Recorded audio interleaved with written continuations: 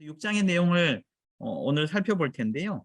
근데 이제 어떠한 성과가 있었는가 개인들에게 우리가 이제 이미 알고 있는 그런 긍정적인 측면들의 성과가 실증되었다. 그러니까 데이터를 수집해서 실제 분석을 해보니 통계적으로 어쩌면 과학적으로 유의미한 어떤 결과들이 보였다. 이제 이 이야기를 쭉 설명하고 있는데 다양한 연구들이 그러한 것들을 이야기하고 있는데 그러한 연구들을 우리가 여기서 자세히 이야기하는 것은 이제 재미가 없어질 상황이죠. 더 재미가 없어질 상황이기 때문에 그 내용보다는 우리가 이제 핵심적으로 우리에게 좀 도움이 될 수 있는 실제 우리가 이것들을 한국에 접목하는데 혹은 여러분들의 지역에서 접목하시는데 도움이 되는 내용으로 좀 이야기를 진행하는 게 좋겠다 이렇게 생각이 들어서 지금 몇 쪽인가요? 나번부터 좀 진행을 해볼까 생각을 하고 있습니다. 112쪽이죠. 112쪽에 보면 여러분들이 미국의 개인예산제 혹은 자기주도 프로그램의 역사에서 뺄 수 없는 가장 지대한 영향을 미쳤던 것이 바로 지금 여기서 보고 계시는 현금과 상담이라는 프로젝트입니다. 현금과 상담.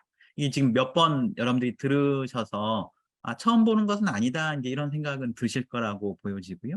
근데 그 옆에 보시면 20년간 연구가 지속되었다. 이렇게 되어 있죠.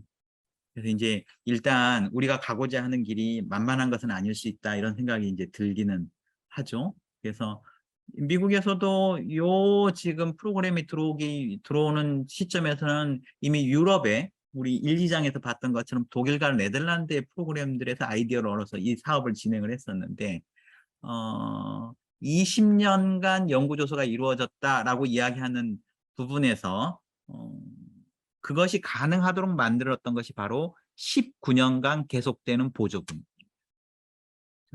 19년간 누가 보조금을 줬다는 거죠? 여러분들 이제 아마 기획도 익숙하신 우리가 이제 계속 여러 번 이야기를 했을 텐데요. 로버트 우드 존슨 파운데이션이라는 민간 업체가 민간 재단 우리로 이야기하면 뭐 삼성, 뭐 현대 이런 곳에서 자금을 지원했습니다. 로버트 우드 존슨 파운데이션이라는 것은 로버트 우드 존슨이 사람 이름이겠죠. 로버트 우드 존슨이 사람 이름일 테고 여기서 여러분들 존슨 이걸 이제 기억하시면 아마 조금 더 친근해질 텐데 여러분들 혹시 존슨 앤 존슨이라는 회사를 아시죠? 이제 거기하고 관계가 되는 그래서 이제 삼형제 중에 맞이죠. 로버트 우드 존슨이라는 분은 존슨 앤 존슨은 그 삼형제가 설립한 회사입니다. 그래서 그 회사와 연결되어 있는 재단이 로버트 우드 존슨 파운데이션인데요. 뉴저지에 근거를 두고 있고 보건, 건강 관련된 어떤 그 기여를 굉장히 많이 하는 재단인데 1936년부터 활동을 하기 시작했고요. 그래서 로버트 우드 존슨의 아들이 로버트 우드 존슨 2세가 1936년에 만들었습니다. 로버트 우드 존슨은 1845년에 출생했기 때문에 굉장히 이제 옛날 분이시고 존슨이 뭐 나온 지가 제가 태어나기 전부터 있었던 것 같긴 하니까 하여튼 아주 옛날부터 있었던 회사이기 때문에 이제 그 재단에서 1993년부터 이 프로그램에 지원을 시작합니다. 1993년부터. 1993년부터 20년 동안 거의 20년 동안 이 프로그램을 지원했기 때문에 상당히 많은 데이터가 수집될 수 있었다 생각이 되어지죠. 그다음에 그 데이터에 근거해가지고 이거는 분명히 효과가 있습니다라는 어떤 과학적인 입증 이것을 제도화시키는데 굉장히 영향을 미쳤다. 이 부분이 아마 오늘 우리가 이야기하는데 핵심일 거라고 생각이 되어지는데요.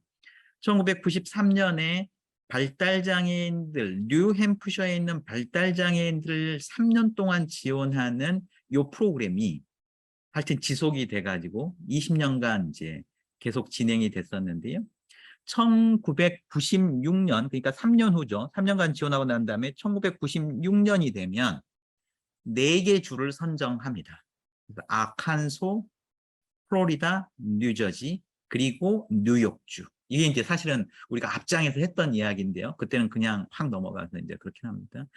근데 그 중에서 요 네 개 주에서 네 개 주 중에 세 개 주만 이제 사업을 시작하죠. 본격적으로 1993년에.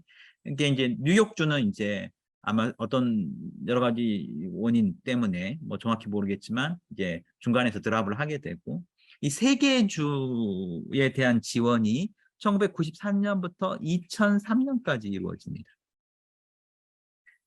2003년까지 이루어지는 요 시간 동안에 이 사람들이 6,700명에 대해서 연구조사를 실시합니다. 6,700명. 규모가 지금 장난이 아니죠. 6,700명에 대해서 연구조사를 실시하는데, 그 지금 이야기가 지금 이제 요 책에 나오는 부분이죠. 그래서 112쪽에 여러분들이 보시면은 112쪽 지금 여기 이제 우리 올려놓은 절반은 서비스와 지원을 스스로 관리하게 하고, 나머지 절반은 전통적인 시스템에 남게 해가지고 이게 실험 설계를, 소위 실험 설계를 진행하게 되는데, 이게 실험 설계가 여러 가지 것들을 이제 외생 변수를 통제할 수 없는 상황의 사회과학적인 접근이긴 하지만, 그 샘플 사이즈가 워낙에 크기 때문에 6,700명에 이르기 때문에 이것에서 나오는 어떤 결과에 대해서 사람들이 뭐라고 반론을 제기하지 못하는 이제 이런 상황이 되는 거죠. 그래서 이 사람들에 대한 조사 결과가 이제 나오게 되고, 그 결과에 관련된 부분은 이제 그 책에 요 밑에 이제 쭉 있는데, 뭐 우리가 통상 이해할 수 있는 그런 내용들이고요. 이것을 근거로 해서, 이것을 근거로 통제 실험에서 나온 결과를 근거로 해서 연결되는 내용이 바로 12개 주로 확산되는 내용입니다. 12개 주. 그렇죠? 그러니까 이제 거기서 나온 어떤 연구 결과들, 그래서 명확하게 성과가 있다, 이렇게 이야기가 되니까 이때 2004년부터 2008년까지 지원이 이루어집니다. 이때에는 정부 기관인 CMS, 메디케어 메디케이드 센터죠. CMS가 함께 진행을 하게 되면서 이것이 제도화되는 굉장히 중요한 어떤 계기가 마련이 되는 거죠. 그 계기가 마련됐던 것이 바로 6,700명에 대한 실험 연구이다. 이렇게 연결이 되는 내용입니다. 근데 이제 12개 주 메디케이드 확산 사업이 나오게 된 배경을 설명하는 자료에서 이제 케빈 마호니 교수가 했던 역할들이 좀 재밌는 이야기로 소개가 되기도 하는데요. 여러분들 이 부분을 한번 또 좀 읽어보시면은, 이 책의 이제 저자죠. 케빈 마호니 교수. 한국에도 한번 오셨고요. 우리가 이제 이 책 다 끝내고 난 다음에 저자들하고 이제 이렇게 줌을 진행할 때는 이분을 이제 모시려고 생각을 하고 있고요. 다른 두 분도 이제 이분하고 저희들이 계속 통화를 하고 있는 상황이고요. 커뮤니케이션을 하고 있는 상황이고, 이분이 보스턴 대학의 사회복지학과 교수였을 때 은퇴하셨고요. 서울장애인 자립생활센터의 초청으로 한 벌써 6, 7년이 됐나요? 그때 이제 한번 한국에 오셨는데, 저희가 이번 책이 다 이제 완성이 되면 이제 그것도 기념으로 이분하고 세미나를 진행할 텐데, 그때 여러분들이 아마 요 자료, 요 지금 페이지의 내용들을 가지고 좀 질문을 해보실 수도 있을 거라고 생각이 되어집니다.